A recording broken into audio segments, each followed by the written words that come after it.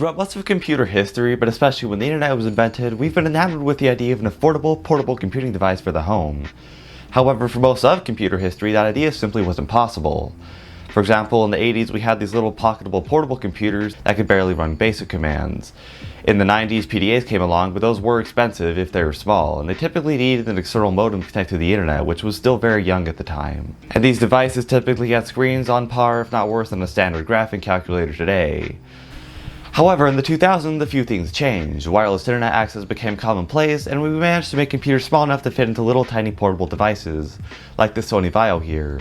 And plus, Intel's new CPU architecture made it easier to cool their CPUs within a small chassis, while providing a decent amount of power for the time. For example, early on in the 2000s, Celeron M CPUs helped laptops become more affordable, but the problem was that these laptops are still barely sub $1,000. However, in 2006, the world was surprised by the OLPC company, or One Laptop or Child Foundation, who offered a laptop with unique hardware, web browsing capability, and even built-in games for the low price of $200.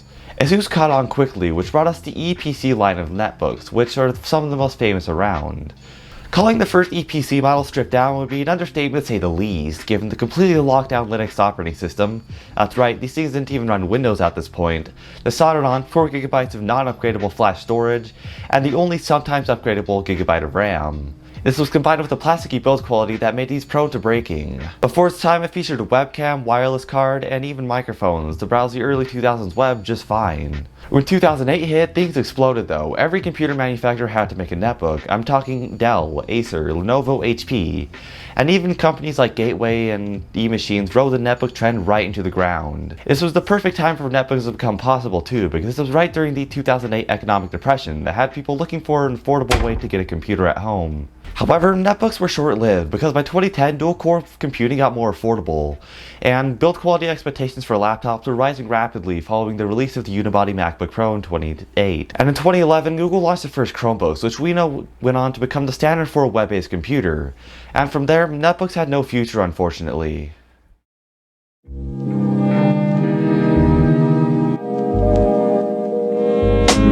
My netbook is an Acer Aspire One that was being sold as for parts at a local thrift store for $10. And I mainly bought it because this purple looks super duper rad, but it's obviously in really rough shape, which made me doubt if it would work. That's why it surprised me when it booted right up into Windows 7 Starter upon plugging in the power. According to a sticker that I found on the top of this when I bought it, it's last reset in 2014, and has probably been sitting on a shelf for the last 7 years before being donated to the thrift store. Inside of this laptop is an Intel Atom N270 processor, 2GB of RAM, and underclocked Intel GMA 950 graphics, which was standard for laptops back in 2006. The Windows 7 Starter operating system on this thing has such limitations as only allowing you to have 3 programs open at once, and disabling all these fancy arrow effects. Which is good for the sake of this laptop though, because it can barely run the operating system in the first place. Nowadays, we know that a small device doesn't have to have a bad keyboard, but back then, yeah, this was a really bad keyboard, even today. It has the super duper small keys, and they feel like they're cheap, obviously. Although they might have had this in mind because this thing can barely run Google Docs as is, and even Microsoft Word chugs when auto-correcting words. Additionally, the 10.1 inch screen up front isn't even HD, and is one of the worst performers I've ever seen, although at least it gets reasonably bright outdoors. The only pro is that the laptop, as it says on the sticker on the front, is actually reasonably thin and light, which makes it pretty portable. But the one downside to portability is that the battery life is absolutely atrocious, barely lasting 2.5 hours on a full charge. Although I imagine it would have performed much better when new. And additionally, this laptop is relatively thin and had a smaller battery than most netbooks at the time had. The I/O selection is also pretty solid for a small computer like this, although that means nothing if the computer is completely unusable, right? Foreshadowing withholding. So for basic web browsing, it sucks. It really does suck.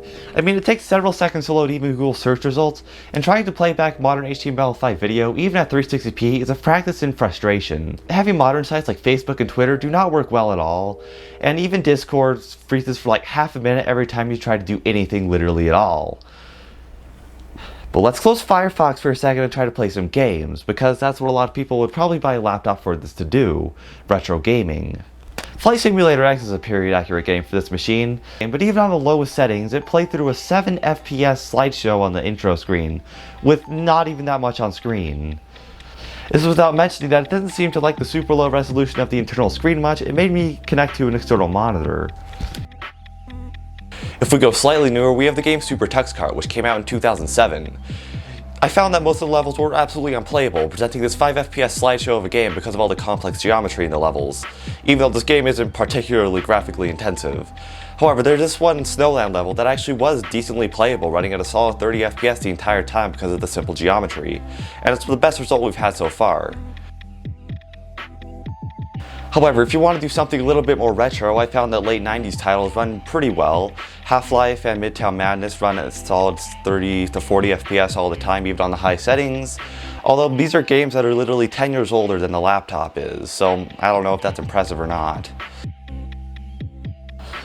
Additionally, those simple 2D titles like Otto's Blocks and some of the Wild Tangent games from the early 2000s work pretty well on this laptop. Granted, these aren't even in 3D, so it's no surprise that they run pretty well.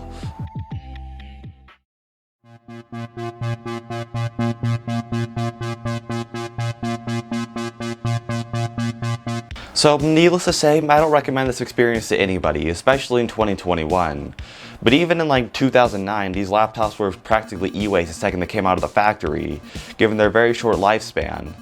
And we are pretty lucky today to have some really affordable, solid laptop choices that aren't whatever the heck that is. But what are your experiences with netbooks? Let me know in the comments below, and as always, this is CalcG, out.